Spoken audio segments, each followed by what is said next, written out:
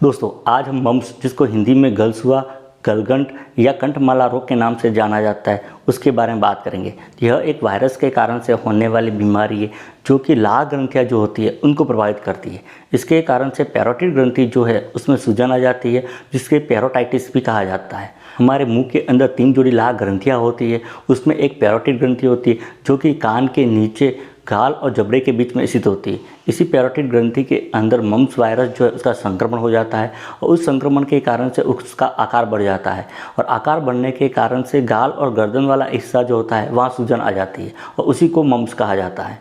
अब बात करते हैं ये मम्प्स होता कैसे हैं। तो मम्प्स एक वायरस के कारण से होने वाली बीमारी है जो कि मम्प्स वायरस जो होता है, जिसे पैरामिक्सो वायरस कहते हैं, उसके कारण से होता है।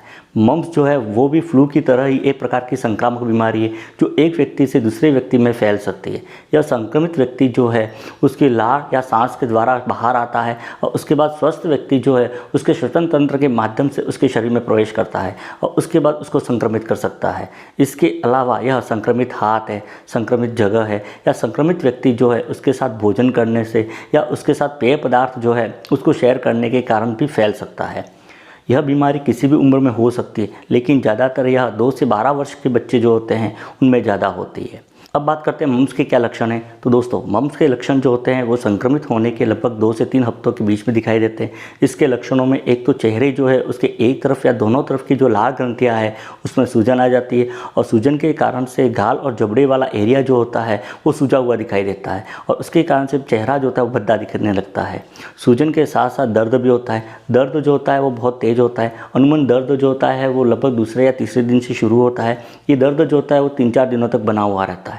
दर्द के साथ साथ ही बुखार आना, सिर दर्द होना, निगलने में कठिनाई होना, गर्दन के अंदर अकड़न होना, चबाने समय दर्द होना जैसे लक्षण भी दिखाई देते हैं। मम्प्स के अंदर बुखार जो है वो तो 3 से 4 दिनों में कम हो जाता है, लेकिन लाल ग्रंथियों के अंदर जो सूजन होती है वो लगभग 7 से 10 दिनों में कम होती है। किसी में ये 14 दिन भी ले सकती है।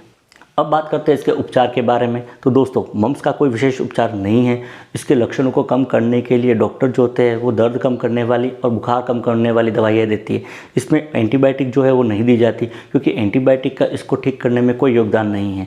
यह स्वतः ठीक होने वाली बीमारी है जो कि 10 से 14 दिनों के अंदर ठीक हो जाती है।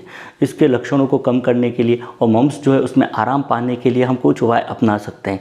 जैसे एक तो पर्याप्त आराम करना है। एक दर्द और सूजन को कम करने के लिए बर्फ़ और गर्म चीज़ों का सेक करना है, लेकिन ध्यान रखना है कि ठंडा और गर्म सेक जो करे उसके बीच में 2 घंटे का अंतर रखना है। एक पानी जो है उसका सेवन ज़्यादा करना है। इसके साथ ही भोजन जो है वो ऐसा करना है जिसको आसानी से खा सके, मतलब उसको चबाना नहीं पड़े, जैसे कि खिचड़ी है, दलिया है, सूप है इत्यादि। साथ ही खट्टी खाने पीने की चीज़ें जो है उसका सेवन नहीं करना, क्योंकि उसके कारण से समस्या और ज़्यादा गंभीर हो सकती है। एक संक्रमित व्यक्ति जो है उससे दूरी बनानी है या उसको अपने आप को अलग कर देना है, ताकि इन्फेक्शन जो है वो दूसरे व्यक्तियों के अंदर नहीं फैले।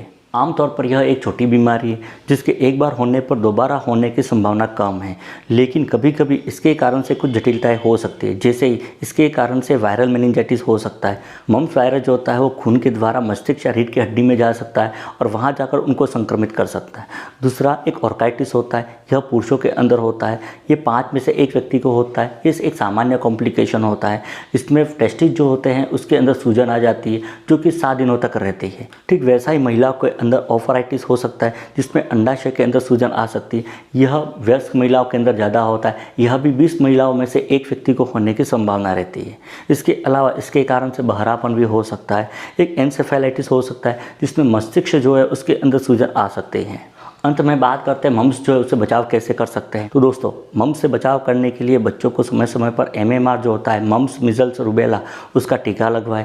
यह टीका 9 से 11 माह पर लगता है। इस टीके के कारण से 95% तक सुरक्षा मिलती है। इसके साथ ही नियमित हाथों को धोना एवं संक्रमित व्यक्ति से दूरी बनाए रखना, इस तरीके से मम्प्स से बचाव किया जा सकता है।